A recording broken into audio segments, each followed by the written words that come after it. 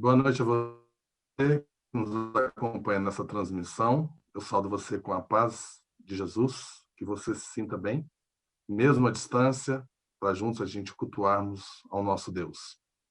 É uma alegria receber você e a nossa oração é que Deus fale ao seu coração, que você seja abençoado essa noite. Nós teremos agora a apresentação do Salmo 13 pela equipe de teatro da EPLN. Então eu peço a sua atenção para que Deus nos abençoe essa noite. Até quando, Senhor? Esquecer-te-ás de mim para sempre? Até quando ocultarás de mim o rosto? Até quando estarei eu relutando dentro de minha alma, com tristeza no coração a cada dia? Até quando se erguerá contra mim o meu inimigo? Atenta para mim. Responde-me, Senhor Deus meu. Ilumina-me os olhos, para que eu não durma o sono da morte. Para que não digam o meu inimigo, prevaleci contra ele. E não se regozijem meus adversários, vindo eu a vacilar. No tocante a mim, confio na tua graça. Regozije-se o meu coração Na tua salvação. Cantarei ao Senhor, porquanto me tem feito muito bem.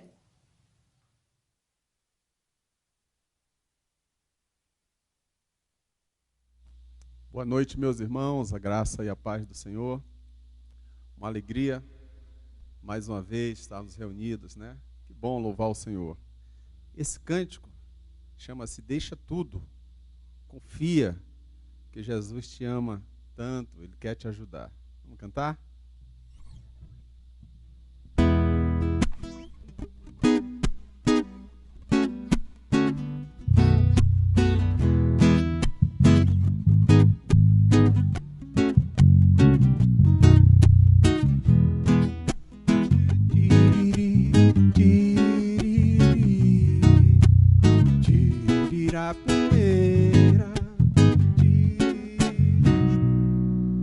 Talvez você não saiba, mas existe um alguém que pensa em teus problemas e a você quer muito bem. Como eu sou, pois ele é a razão da minha vida. Quer te dar amor como ninguém pôde dar a sua própria vida. Sei que você não conhece, mas eu quero lhe falar. Jesus te ama tanto que só quer te ajudar. Deixa tudo então, vem, seja feliz também. Deixa tudo então, vem, seja feliz também. Com Jesus, com Jesus, com Jesus.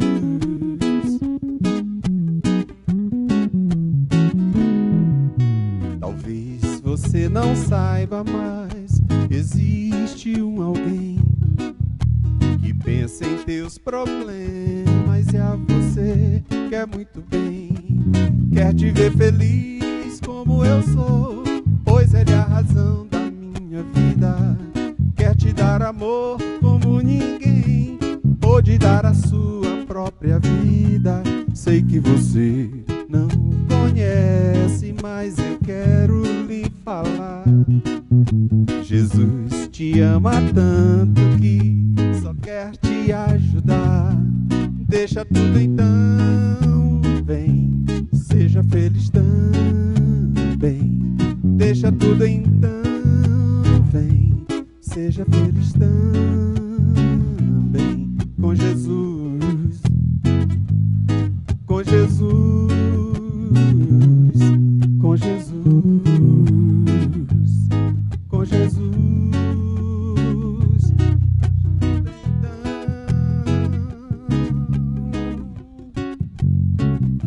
Deixa tudo então.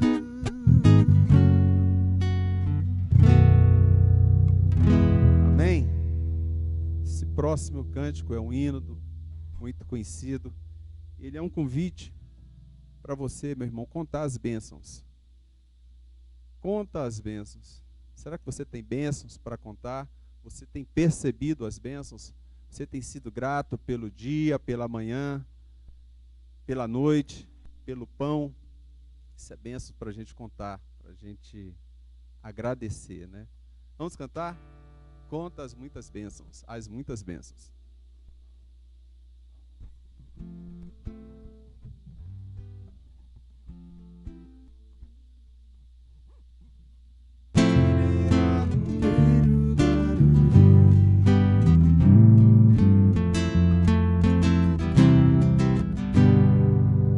Se da vida vagas procelosas são, se com desalento julgas tudo vão, contas muitas bênçãos, dize-as de uma vez, e verás surpreso quanto Deus já fez. Contas bênçãos, dize-as quantas são, recebidas da divina mão. Vem dizê-las todas de uma vez, e verás surpreso quanto Deus já fez. Tens acaso mágoas, triste é teu lidar, é a cruz pesada que tens de levar. Contas muitas bênçãos, logo exultarás, e fortalecido tudo vencerás. Contas bênçãos, dize-as quantas são, recebidas da divina mão. Vem dizê-las todas de uma vez, e verás surpreso quanto Deus já fez. Quando vires outros com seus ouro e bens, lembra que tesouros prometido tens. Nunca os bens da terra poderão comprar a mansão celeste em que tu vais habitar. Contas bênçãos, dize-as quantas são, recebidas da divina mão. Vem dizê-las todas de uma vez, e verás surpreso quanto Deus já fez. Seja teu combate longo ou breve aqui, não te desanimes, Deus será por ti. Seu divino auxílio, ignorando o mal, te dará consolo e galardão final. Contas bênçãos, dize-as quantas são, recebidas da divina mão. Vem dizê-las todas de uma vez, e verás surpreso quanto Deus já fez. Quantas bênçãos? Quantas bênçãos, dize-as quantas são, recebidas da divina mão. Vem dizê-las todas de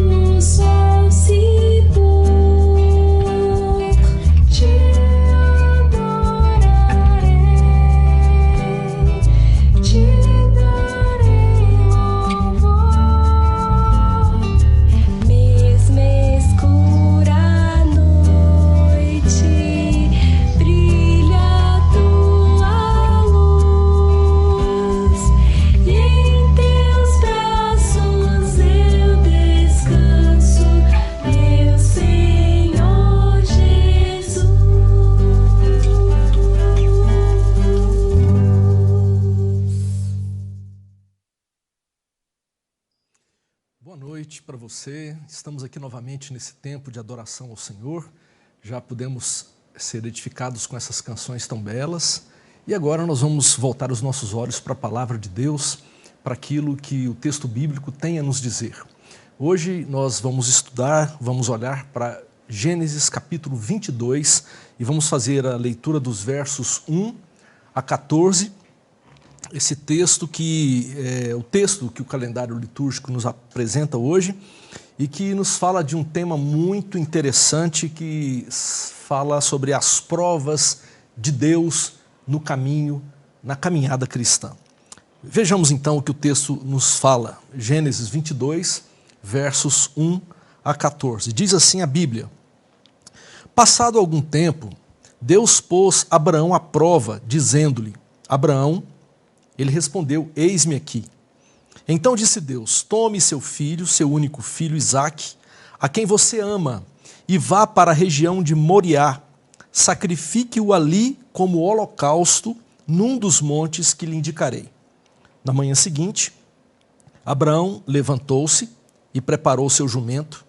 Levou consigo 2 de seus servos e Isaque, seu filho. Depois de cortar lenha para o holocausto, partiu em direção ao lugar que Deus lhe havia indicado. No terceiro dia de viagem, Abraão olhou e viu o lugar ao longe. Disse ele aos seus servos: Fiquem aqui com o jumento, enquanto eu e o rapaz vamos até lá. Depois de adorarmos, voltaremos.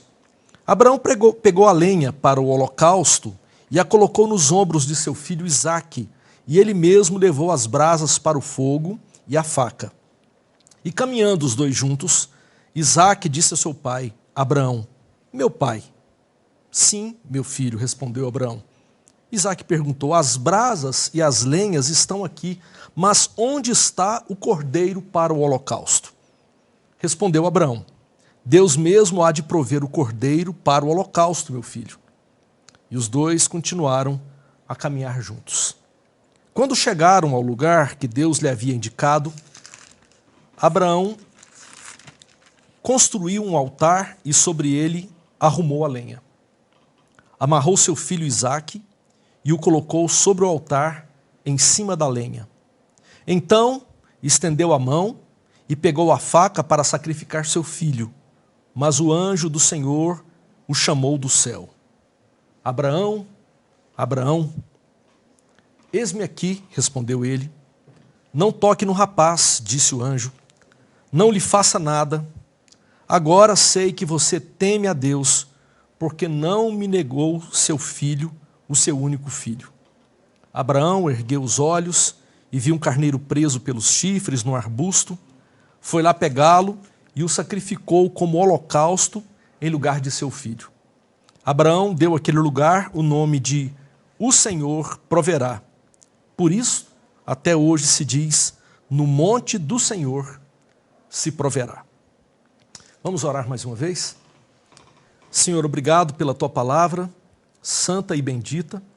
Rogamos agora que o Senhor fale a cada um de nós nesse momento.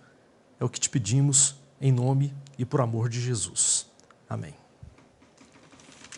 Bem, você sabe, Gênesis 22 não é um texto fácil. Ao contrário, é um texto de difícil compreensão para nós. Uma narrativa complicada de ser entendida. Nós vemos aqui um personagem chamado de o pai da fé. Abraão é conhecido como o pai da fé. Aos 75 anos de idade, depois de estabelecido na terra de seus pais, em Ur dos Caldeus, Deus chama Abraão para deixar aquela localidade, terra de seus pais, lugar onde havia vivido sua vida até então, onde havia se estabelecido, onde havia constituído família, e Deus o chama para ir para outra terra. Ele então deixa a terra da sua segurança, mas ao mesmo tempo, Ur era a terra da idolatria, não de Abraão necessariamente, mas do povo. E ele segue para um novo lugar, com base numa promessa divina. Um detalhe importante é que o texto bíblico nos diz que ele iria para uma terra que Deus ainda mostraria.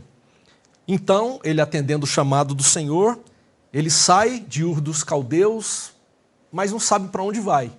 Ele apenas segue aguardando as orientações do Senhor. Isso porque ele é um homem de fé. Isso está descrito no capítulo 12 de Gênesis. E nessa jornada, Abraão passa por muitas provas. Essas provas estão contidas nos capítulos 12 a 22, que você poderá ler durante a semana, certamente você será muito edificado. Mas eu imagino que Abraão não passa por nenhuma prova como a descrita no capítulo 22, essa prova que acabamos de ler. Deus aqui coloca Abraão à prova. Passado algum tempo, Deus pôs Abraão à prova. Essa é a ênfase dada no capítulo 22. Deus, então, está ali como que provando Abraão para saber se ele seria aprovado ou reprovado com base naquela prova que o Senhor estava submetendo a ele. A Bíblia é muito clara com respeito a isso. As provas de Deus, elas são dadas a pessoas em diferentes contextos de vida. Aqui nós vemos a prova de Deus sendo dada a Abraão. Lá em Hebreus capítulo 11, versículo 17, o texto diz: pela fé Abraão, quando Deus o pôs à prova, ofereceu Isaque como sacrifício. Nós percebemos então no texto de Hebreus 11 que as provas têm nome, as provas têm suas especificidades.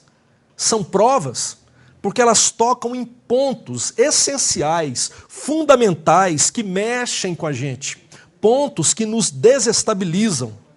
Isso significa que o que é uma prova para você, talvez não seja uma prova para mim. E o que é uma prova para mim, talvez não seja uma prova para você. Mas a prova sempre dirá respeito ao amor, ao meu amor, aquilo que amo, ou aonde ou a quem eu devoto o meu amor. O certo é que Abraão foi provado por Deus acerca do seu amor, acerca da sua fidelidade como servo do Senhor. Deus prova o seu amor em relação ao amor que Abraão tinha por seu filho Isaque. É interessante que o texto deixa bastante claro quando Deus diz aqui, no versículo 2, tome seu filho, seu único filho Isaque, a quem você ama. Deus chama a atenção para esse detalhe, porque o coração de Abraão está tomado de amor por Isaque. O texto bíblico dá-nos a entender que Isaque era o grande amor de Abraão. Ele era o seu único filho, o filho da promessa, o filho da sua velhice. Deus havia prometido a Abraão que ele seria pai de uma numerosa multidão, como as estrelas do céu, como as areias na praia do mar.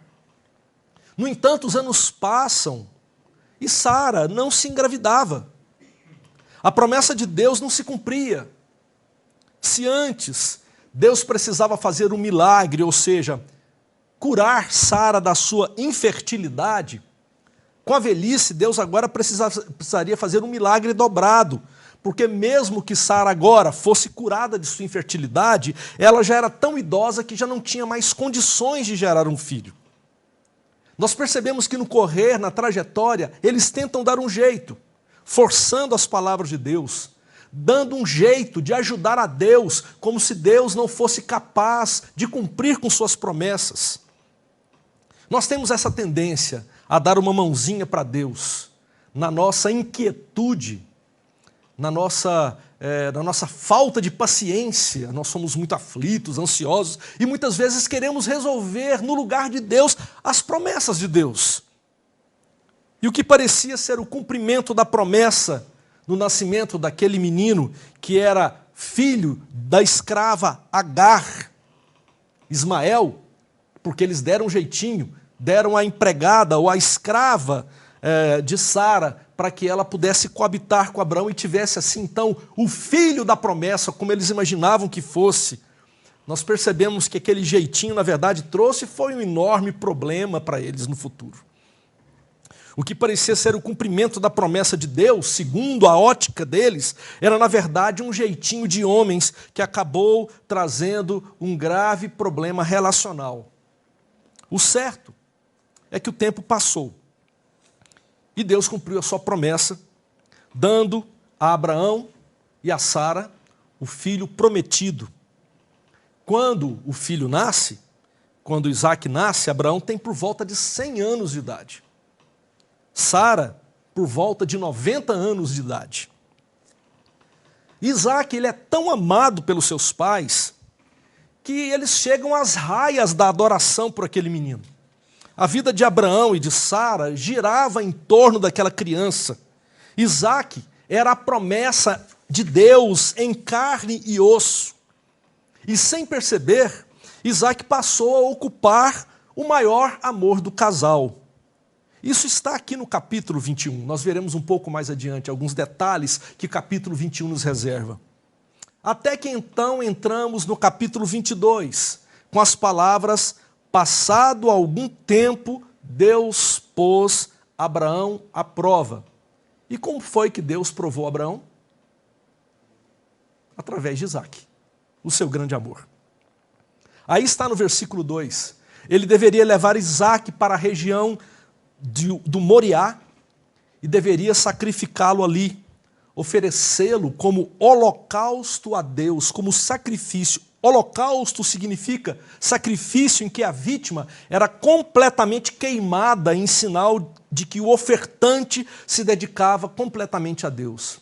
Oferecer um sacrifício a Deus era exterminar com a vida, como expressão da dedicação, do amor ao Senhor.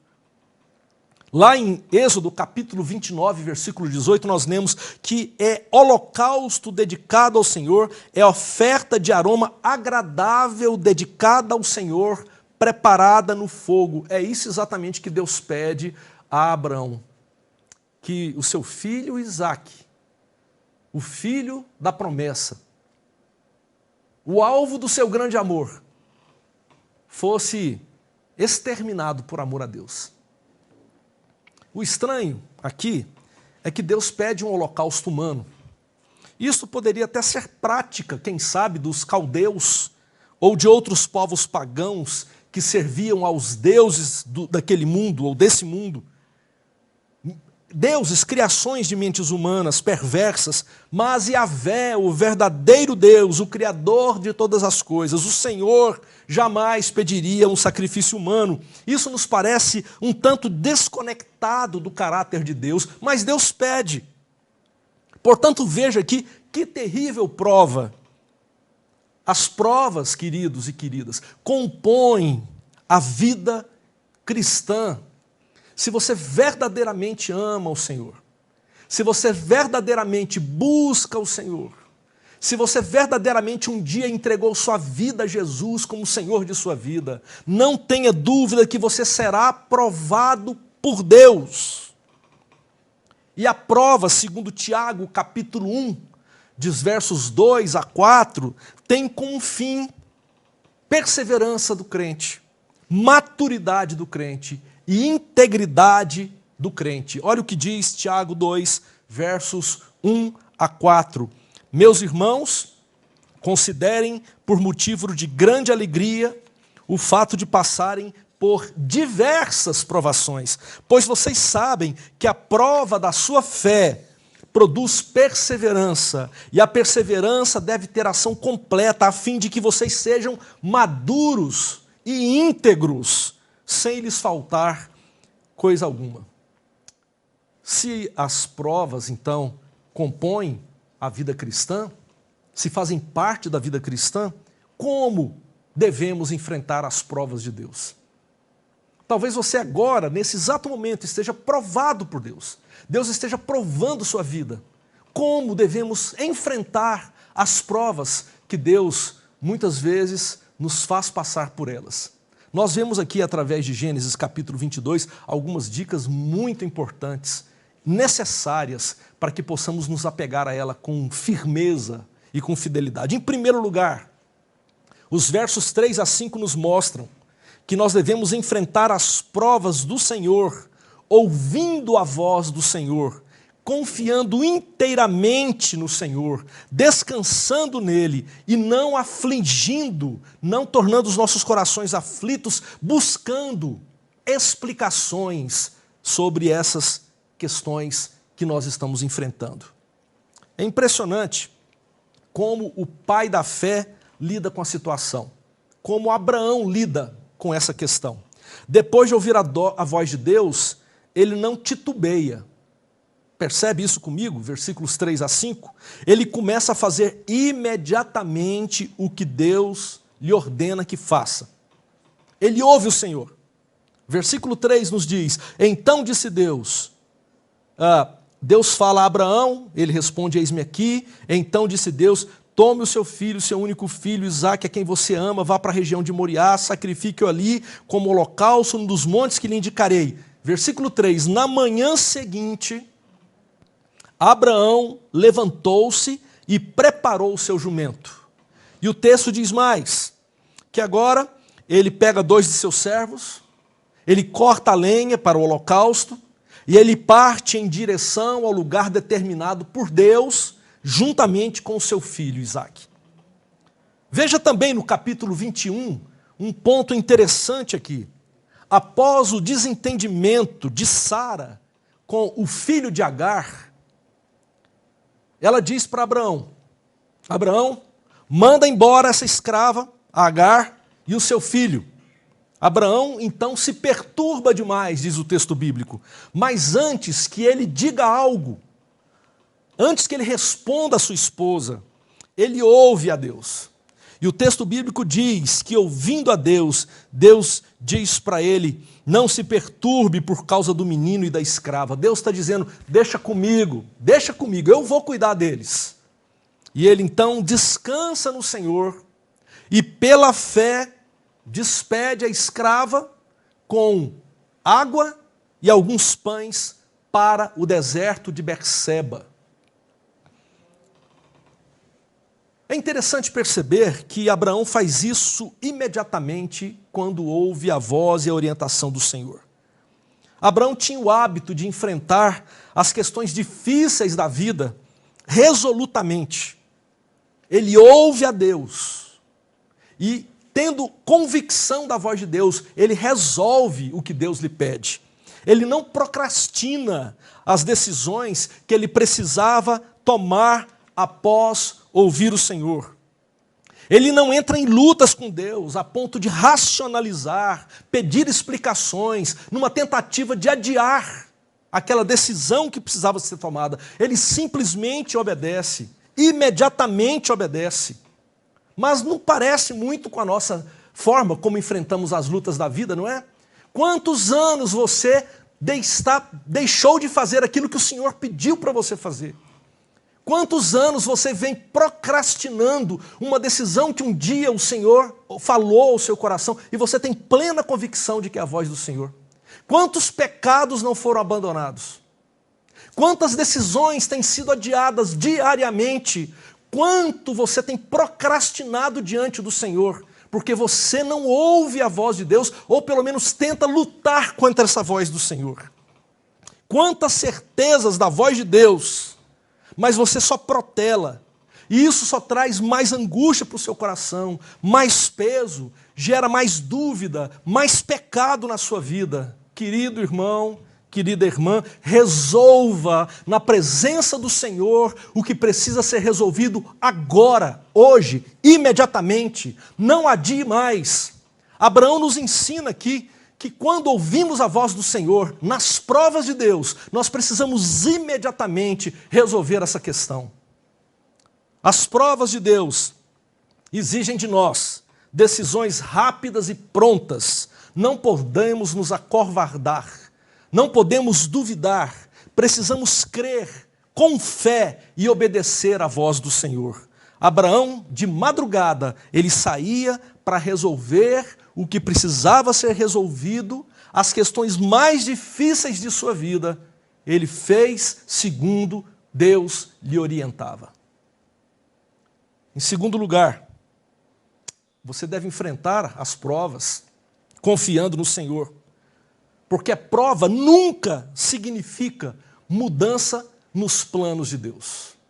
Nunca significa mudança nos planos de Deus. Nós cremos no Deus imutável. O Deus da Bíblia é coerente. O Deus da Bíblia é estável. Ele não oscila segundo o humor, como nós oscilamos em nosso humor. Abraão sabia em quem cria.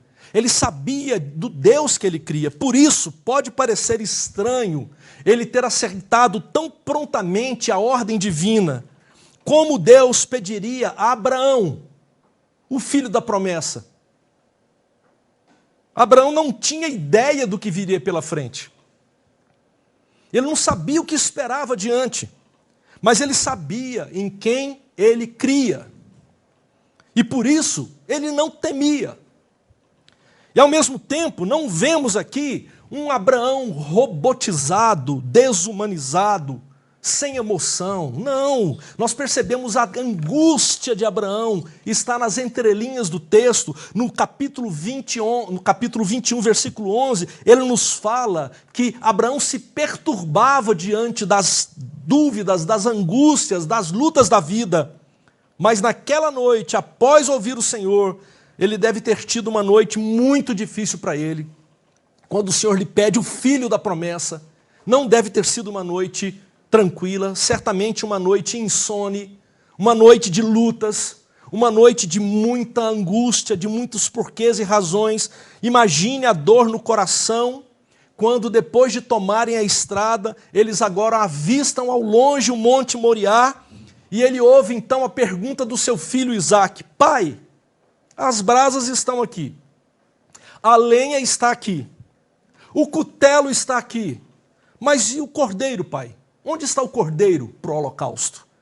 Abraão deve ter estremecido por dentro. E ele responde convictamente: Deus mesmo há de prover o cordeiro para o holocausto, meu filho. Alguns comentaristas bíblicos dizem que Isaque, nessa altura, ele deveria ter entre 20 e 30 e poucos anos de idade. A gente às vezes imagina uma criança, mas uma criança não conseguiria carregar essa madeira, essa lenha. Provavelmente já um rapaz, já adulto provavelmente, já quase na maturidade de sua vida. E esse rapaz aqui agora está sendo levado pelo seu pai velho, pelo seu pai idoso, para servir de sacrifício. Sabe por que Abraão respondeu assim? Filho, Deus vai prover o cordeiro. Sabe por que Abraão respondeu assim? Porque ele sabia em quem cria. Porque ele sabia que o Deus da promessa jamais negaria aquilo que um dia havia prometido. Porque Deus não é instável. Deus não oscila no seu humor. O que ele diz que é, ele faz e ele cumpre. Ele não negocia.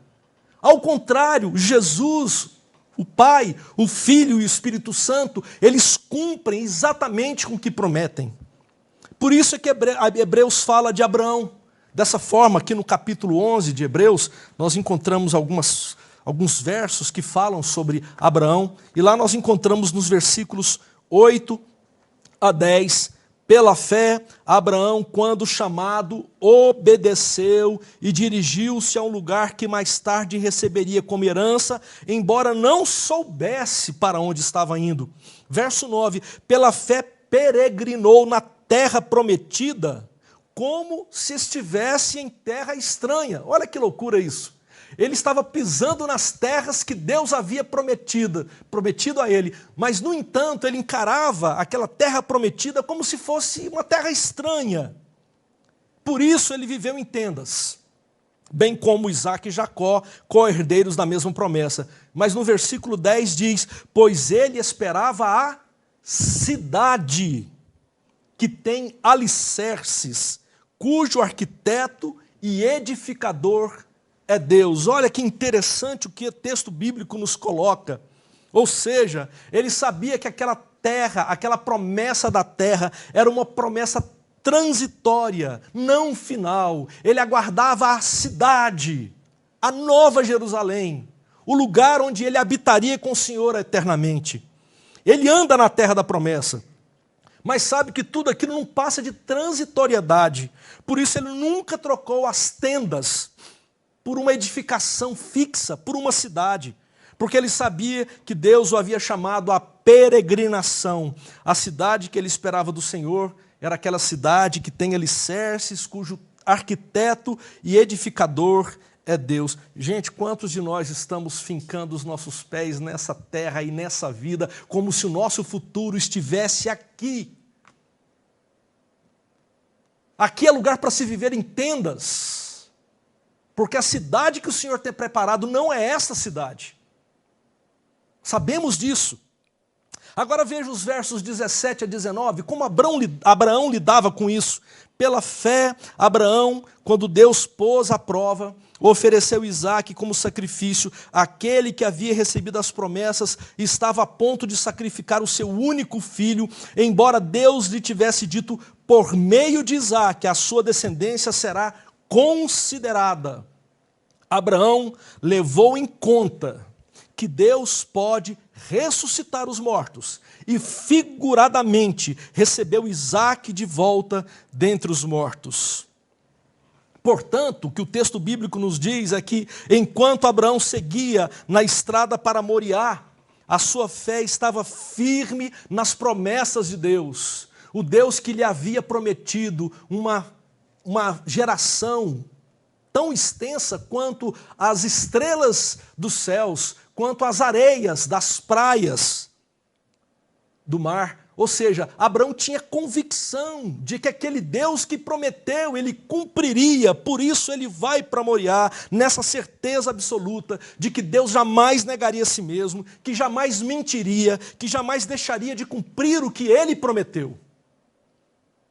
Ele não duvidava do Senhor. Como é que nós temos lidado com essa certeza? Temos a convicção plena em quem cremos? Ou será que vivíamos titubeando, achando que Deus às vezes é um, às vezes é outro?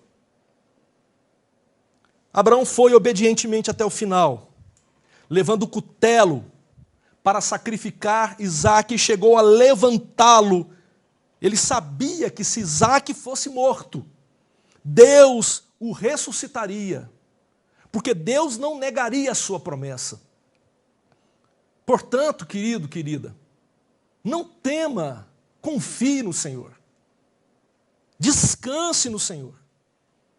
Deus tem promessa para os seus filhos. Nesses dias difíceis de pandemia, quando a economia está afetada e a gente mal consegue dormir com receio do que a gente vai comer, do que a gente vai beber, como vão pagar as contas, nós precisamos nos lembrar do Jesus que diz, busquem, pois, em primeiro lugar o reino de Deus e a sua justiça e todas essas coisas. Que coisas?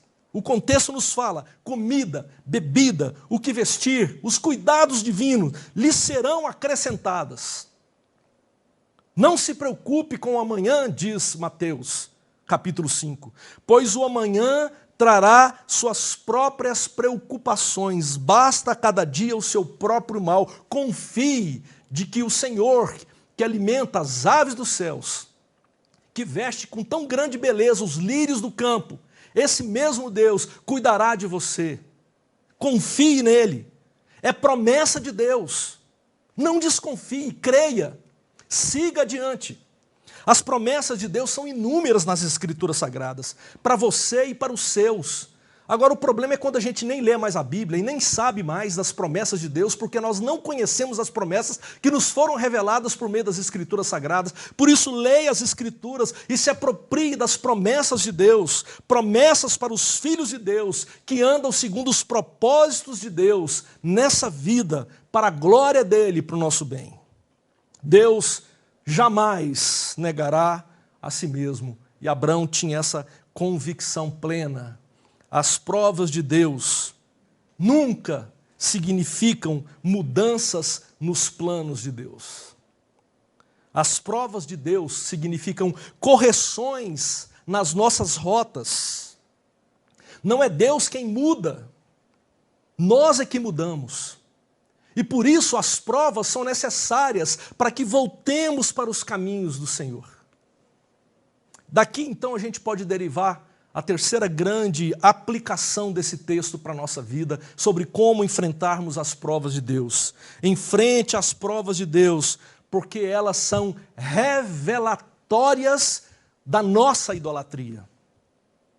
As provas de Deus revelam o nosso amor distorcido, o nosso amor quebrado, As provas de Deus revelam as idolatrias do nosso coração. Nós dizemos que amamos a Deus, mas amamos verdadeiramente ao Senhor? Ou será que o nosso coração está pendente a outros amores? Isaac havia se tornado uma obsessão para Abraão e para Sara. Imagine só, 25 anos aguardando a promessa de Deus. E um dia aquele menino nasce, na velhice daquele casal. Aquele menino foi tratado a pão de ló pelos seus pais. Era dado a ele todo o carinho, todo o cuidado, toda a atenção. O versículo 21 nos mostra como esse amor pelo menino começou a se tornar até um amor doentio. No dia que ele é desmamado, Abraão dá festa. No dia que ele foi desmamado, Abraão dá festa. Um exagero, aparentemente. Como aqueles casais que se amam tanto, ou dizem se amar tanto, que fazem festas grandiosas para celebrar um mês de namoro. Com 6 meses de namoro, dá aliança. Não tem compromisso, dá um compromisso. Eu acho engraçado, muita gente hoje dá compromisso, faz compromisso no namoro, e quando o casamento chega, eles tiram a aliança, eles rompem com o compromisso. Esse amor é idolatria. Quantos hoje celebram o nascimento de seus filhos com uma pompa e circunstância demasiada? Como o nosso amor hoje anda deturpado ou exagerado. Quando colocamos demasiado amor, desmedido amor em coisas e pessoas, nós tendemos a celebrar mais do que o esperado. E aqui nós vemos então um menino sendo desmamado, provavelmente entre os seus 2 ou 3 anos de idade, e o pai dá um churrascão, uma festa, convida todo mundo, faz uma festança enorme, porque o menino desmamou. Outro ponto interessante aqui é o versículo 9, do mesmo capítulo 21, quando Sara não está feliz ao ver o seu filho crescendo ao lado do filho de Agar, ao lado de Ismael, o filho da criada, meio-irmão de Isaac. E tudo o que envolve Isaac mexe demais com Sara.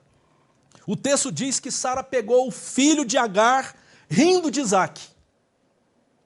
A palavra rindo aqui, segundo alguns comentaristas, pode também ser interpretado por brincando com, no sentido de perseguindo, que é a linguagem utilizada em Gálatas capítulo 4, quando narra a relação desses meninos, ou gracejando, ou mesmo insultando, briga de menino.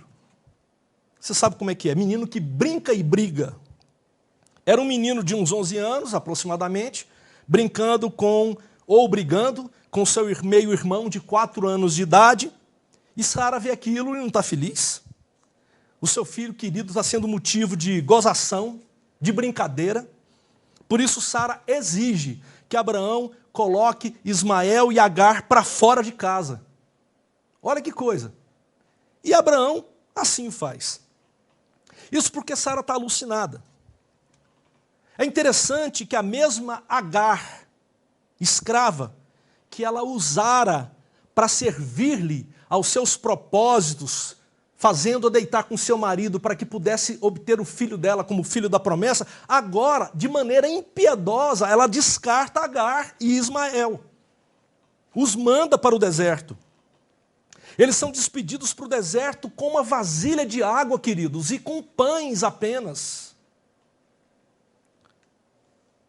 Portanto, preste atenção no que eu vou dizer. Pai e mãe, por favor, não entrem em briga de crianças. São crianças. Se você levar demais a sério isso, haverá desentendimento entre você e as outras famílias. E no outro dia, enquanto vocês estiverem brigados, lá estão os meninos brincando novamente, porque são crianças, como se nada tivesse acontecido.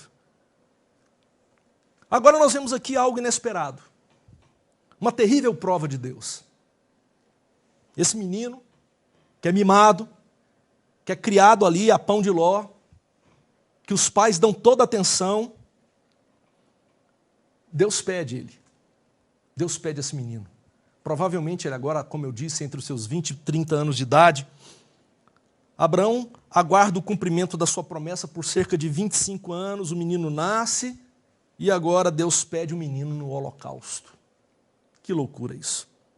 João Crisóstomo disse sobre esse texto, parece que as coisas de Deus estão lutando contra as coisas de Deus. Pois bem, o amor daquele casal pelo filho havia desfigurado o amor deles pelo Senhor. Isaque, agora, era idolatrado pelos pais. E a prova veio como um instrumento do Senhor para mostrar a Abraão onde o seu coração estava, aonde o seu amor estava. Veio para revelar a idolatria no coração de Abraão. É terrível quando o nosso amor pelas bênçãos do Senhor ofuscam o nosso amor pelo Deus das bênçãos. Por isso, aquele caminho de Berseba até Moriá, 3 dias de caminhada, foi tão dolorido, porque ele foi revelatório a Abraão sobre o que passava em seu coração. E ele seguiu fielmente até o fim. E lá em Hebreus capítulo 11, versículo 19, nos fala que Abraão foi até o fim. E muito embora ele não tenha sacrificado Isaque, de fato, ele o fez de verdade. Diz assim o versículo 19, Abraão levou em conta que Deus pode ressuscitar os mortos e, figuradamente, recebeu Isaque de volta dentre os mortos. Para Abraão, Isaque foi sacrificado. Para Abraão, por amor ao Senhor, ele sacrificou o seu filho. Motivo da sua idolatria. Ele sacrificou a sua idolatria no altar do Senhor. É isso que o texto está nos dizendo. Ele entregou no altar de Deus a idolatria pelo filho. E eu me lembro da minha vida, eu trabalhava no banco, eu era um garoto de seus 19 anos, 20 anos por aí. Eu, na época, fazia economia na faculdade, eu tinha uma carreira promissora como bancário, e Deus me chamou para o ministério na Mocidade para Cristo. E então, eu, amando o Senhor e convicto do chamado de Deus, eu deixei o banco e abracei o trabalho com uma missão chamada Mocidade para Cristo. Servi a MPC durante 13 anos da minha vida, eu me sentia realizado nessa missão, muito feliz, apesar das lutas que sempre fazem parte, das provações que sempre fazem parte, mas depois de 15 anos servindo o Senhor na missão, Deus começou a tirar ela das minhas mãos. Deus começou a tirar das minhas mãos o ministério musical que eu realizava com o Expresso Luz. Deus começou a tirar de mim aquilo que eu amava demais. Aquilo que me dava identidade. Aquilo que preenchia o meu coração de gozo. Deus tirou de mim. E eu tive que fazer morrer a minha idolatria pelo ministério. Porque sem perceber, no correr dos anos, eu amava mais o ministério do que o Deus que havia me chamado a realizar o ministério. Eu me cuidava muito mais da minha performance no ministério do que da minha relação com Deus. Eu passei a amar mais a Deus, mais a obra de Deus do que o Deus da obra. E eu sei que o Deus Senhor tirou de mim o ministério por um tempo, e eu vir para Brasília significou para mim sacrificar o meu grande amor no altar do Senhor, para que Ele pudesse ressuscitar o meu ministério agora de maneira correta e no lugar correto. O que você precisa sacrificar no altar do Senhor? O que se tornou grande amor da sua vida, que tem roubado de você o amor por Deus? Às vezes é o casamento, às vezes é o emprego, às vezes são questões materiais, como o carro, como a casa. Você passa a amar de tal maneira que Deus se torna o segundo, o terceiro, o quarto na sua vida. E Deus vai colocar a prova para revelar a você a idolatria do seu coração. A idolatria do coração de Abraão foi revelado e ele sacrificou a sua idolatria no altar do Senhor. Em quarto lugar, enfrente as provações de Deus, crendo naquele que pode trazer à vida o que estava morto. É interessante como Deus age assim. Muitas vezes, na linguagem bíblica, na teologia bíblica, nós vemos um Deus que faz morrer para ressuscitar. Não foi isso que aconteceu com Abraão e com Sara? Deus fez de um casal sexualmente morto, incapaz de gerar um filho, morto, ele faz nascer um menino. Deus é especialista em trazer à vida o que está morto. Foi assim com o nascimento de Isaac. Foi assim com o sacrifício de Isaac. E anos depois, naquele mesmo local, no Monte Moriá, Deus realiza obra semelhante. O Monte Moriá ficava 3 dias de caminhada do deserto de Berseba ao norte. Segundo Samuel, capítulo 4, nos fala que o Monte Moriá foi por um período também chamado de Eira de Araúna. Araúna era um homem que tinha ali, então, um lugar onde ele batia o trigo que ele colhia, é aquela Eira de Araúna. Davi cometeu um pecado terrível com o povo de Israel. Ele decidiu realizar um censo contrariando a Deus, e ele percebe o seu erro, o seu equívoco, e ele fala para o Senhor: Deus, tem misericórdia de mim, me perdoe pelo meu desejo de levantar esse censo, como de dizer diante das pessoas o quão poderoso eu sou. E Deus então deu a ele 3 opções de castigo, e Davi optou por um deles, que seria a morte, uma praga de Deus que varreria aquela nação. É interessante a gente perceber que no censo de Davi foram contados cerca de 1.300.000 homens capazes de lutar na guerra. Se a gente multiplicar isso por 2 ou 3, talvez a população de Israel estivesse entre 3 e 4 milhões de pessoas.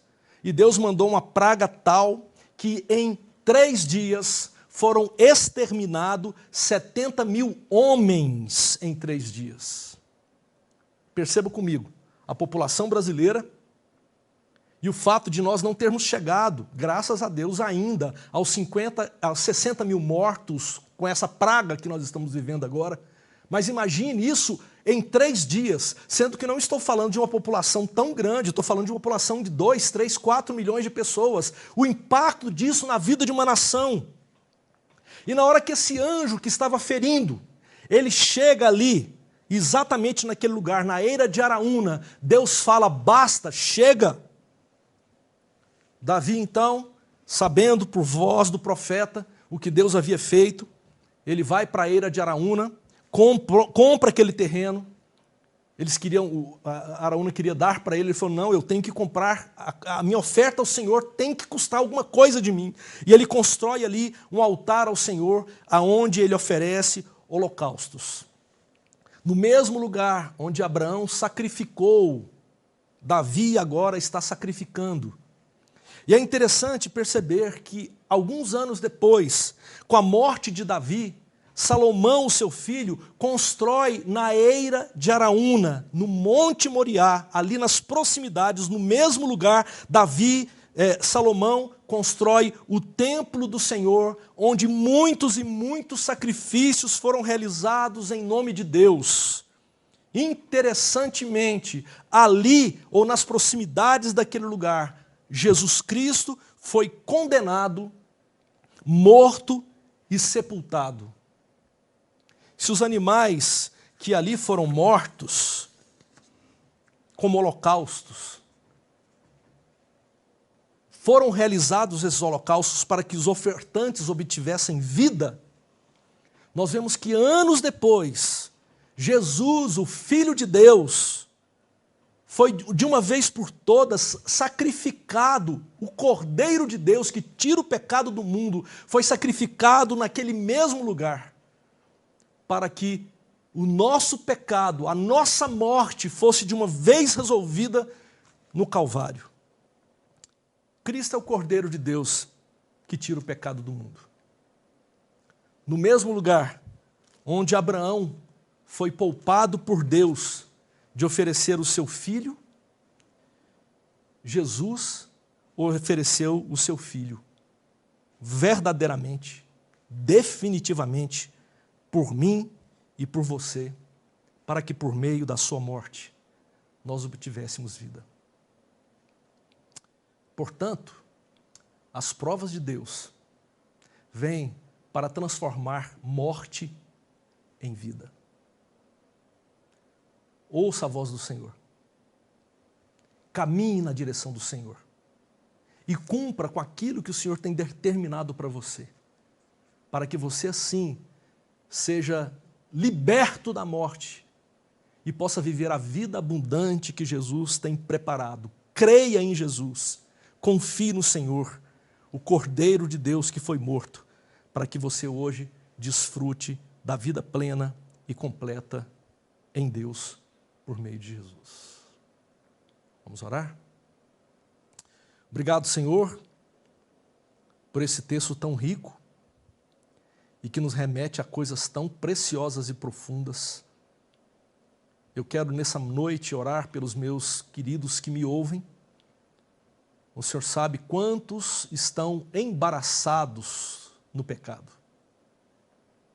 Quantos não têm coragem de dizer não para o pecado? Quantos ouvem a voz do Senhor e ao invés de prontamente obedecer pela fé, mesmo que aquilo aparentemente venha lhes custar a vida, essas pessoas muitas vezes têm, Senhor Jesus, procrastinado e não têm usufruído da bênção do Senhor. Eu oro para que nessa noite o Teu Espírito Santo, que perscruta os corações, que sonda os corações, que Ele possa visitar cada um de nós, revelando as nossas idolatrias e mostrando o nosso verdadeiro amor. Ó Deus, opera entre nós nessa noite. Revela a Tua vontade e nos ajude a sermos prontos a obedecer o Teu querer. Nós oramos para que o sacrifício de Jesus seja levado a sério e que assim nós venhamos a obter a vida que Cristo um dia nos ofereceu por meio de sua morte. Abençoe a Tua igreja, abençoe o Teu povo, derrama da Tua graça, é o que nós te pedimos, em nome e por amor de Jesus. Amém. Amém.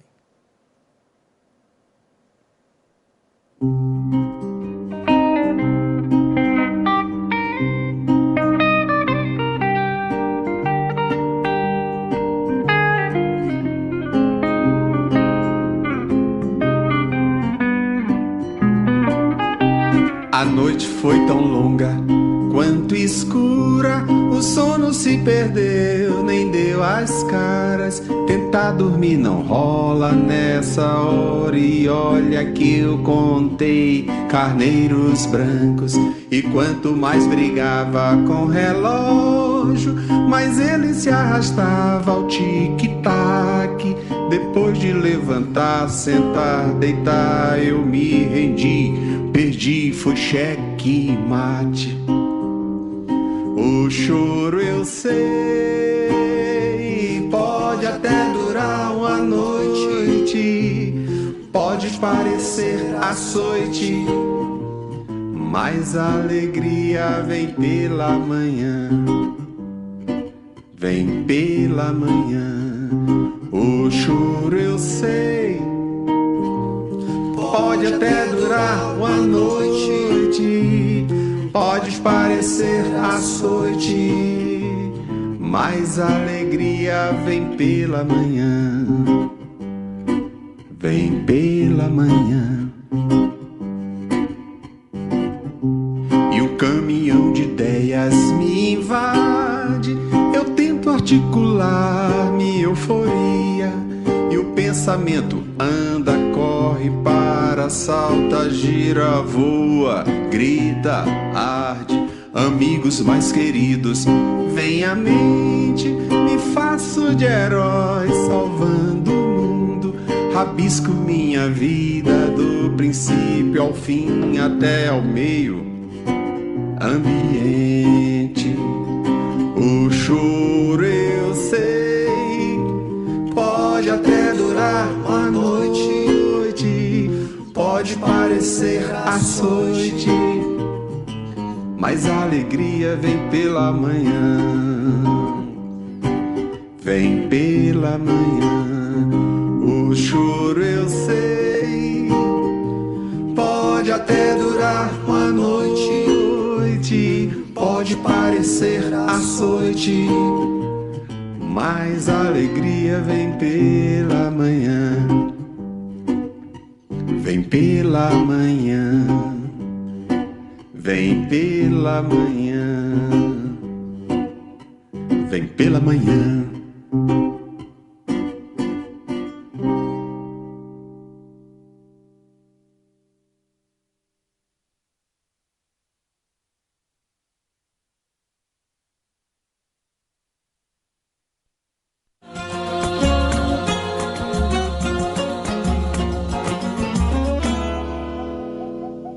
Boa noite, gente.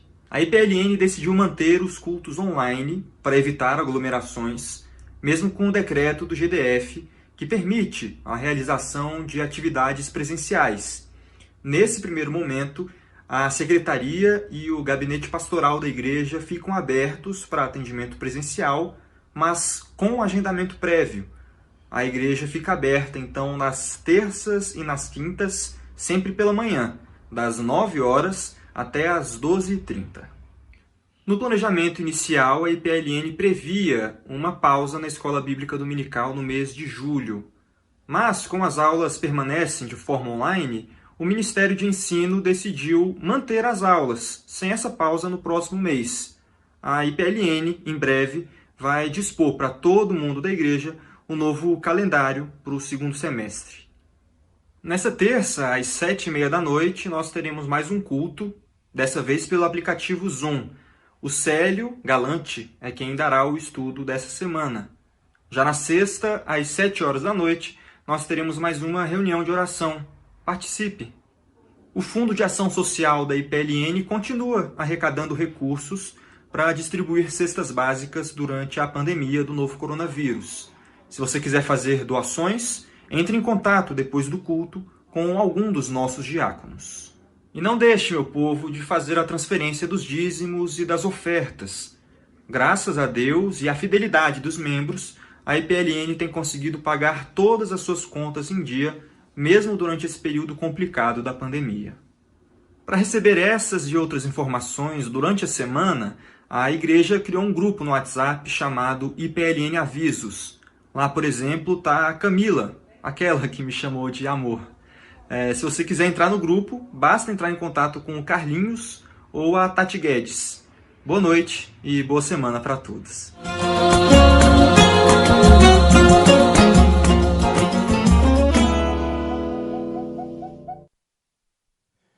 Pois é, nós estamos chegando então ao final do nosso culto, do nosso tempo de louvor, adoração, de culto ao Senhor.